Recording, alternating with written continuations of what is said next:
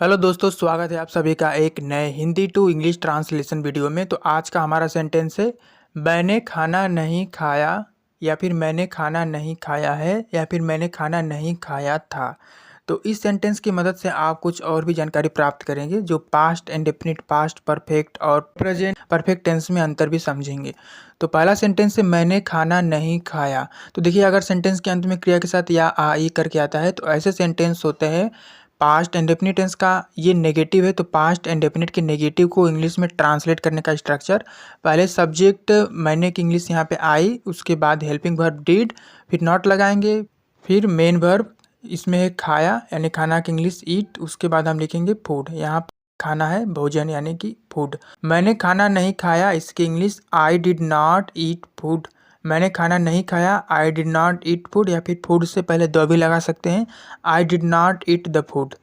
अगर सेंटेंस होता कि मैंने खाना नहीं खाया है, तो देखिए अगर सेंटेंस के अंत में अब क्रिया के साथ या है, ई है, ये है करके आता है, या फिर चुका है, चुकी है, चुके है आता है, तो इस तरह का सेंटेंस होता है प्रेजेंट परफेक्ट टेंस का।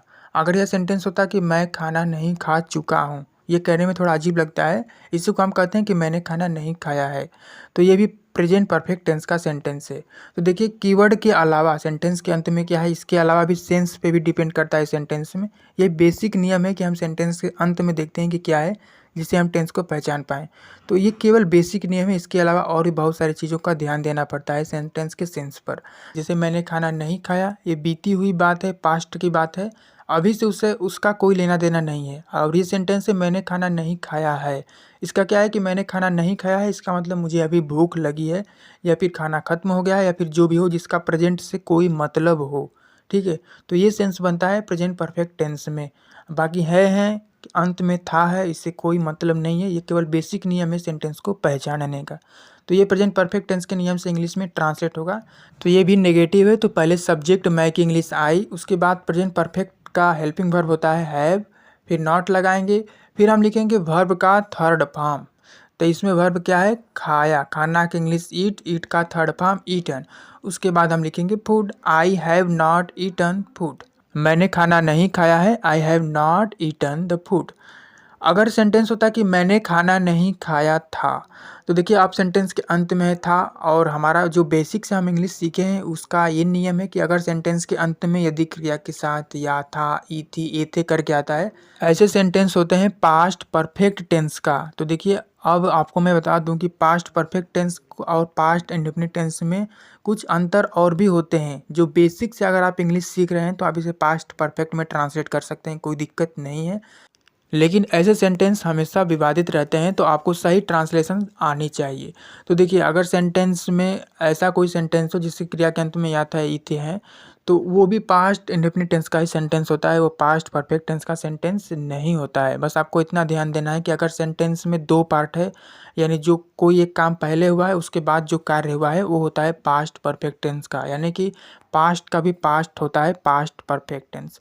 जैसे कि अगर सेंटेंस होता है कि जब तुम घर पहुंचे तो मैं खाना नहीं खाया था, अगर इस तरह से सेंटेंस हो दो पार्ट में, तो जो कार्य पहले हुआ पास्ट इंडेफिनिट टेंस में ट्रांसलेट होगा, उसके बाद जो कार्य हुआ है वो होता है पास्ट परफेक्ट टेंस का रियल सेंटेंस। ठीक है, तो इसकी English when you reached home I had not eaten food. Food से पहले द भी लगा सकते हैं, लेकिन द लगाने से थोड़ा सा सेंस बदल जाता है कि सेंटेंस में किसी ऐसे भोजन की बात हो रही है, खाने की, कि जो पहले से वक्ता और श्रोता पहले से जानते हैं, उसी भोजन के बारे में बात हो रही है कि मैंने खाना नहीं खाया है। ठीक है, तो यहाँ पे छोटी छोटी बातों का आपको थोड़ा सा ध्यान भी देना है।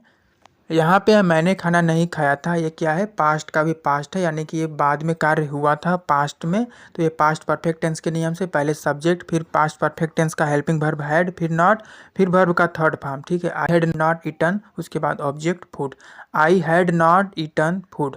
जब तुम घर पहुंचे तो मैं खाना नहीं खाया था, when you reached home I had not eaten food. ठीक है, तो यहाँ पे मैं खाना नहीं खाया था कि इंग्लिश, अब यहाँ पे पास्ट परफेक्ट टेंस में I had not eaten the food. बाकी अगर सेंटेंस के अंत में या था है, या फिर या है, या फिर केवल या है, तो इस पर कोई मतलब नहीं है, ये केवल बेसिक से इंग्लिश सीखने का एक फार्मूला है। ठीक है, ऐसे सेंटेंस हमेशा विवादित रहते हैं इसी कन्फ्यूजन की वजह से।